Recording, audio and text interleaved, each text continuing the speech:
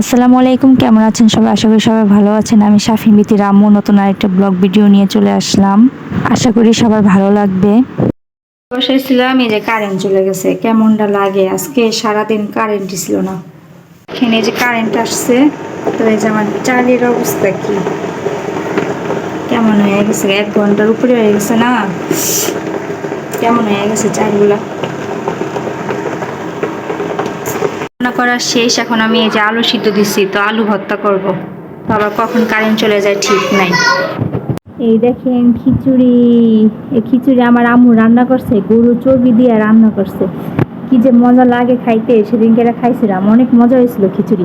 তো আম্মু দেখেছি কি আম্মু আবার রান্না করে দিও, তো এই যে রান্না করে দিচ্ছে, রান্না করে নিয়ে এসে খিচুড়ি।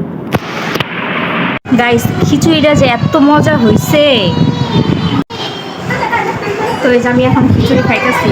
খিচুড়িটা যে এত মজা হয়েছে, যেমন ঝালও হয়েছে, মজা হয়েছে,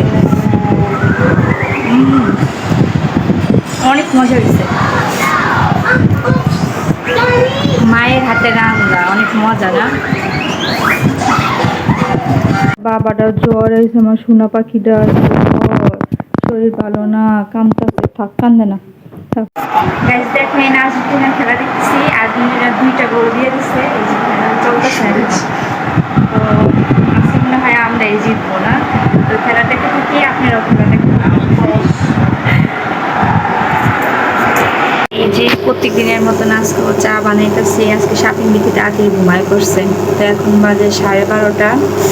তো এই যে চা বানাইতেছি, বিস্কিট দিয়ে খাবো, তারপর আমরাও ঘুমাই পড়বো।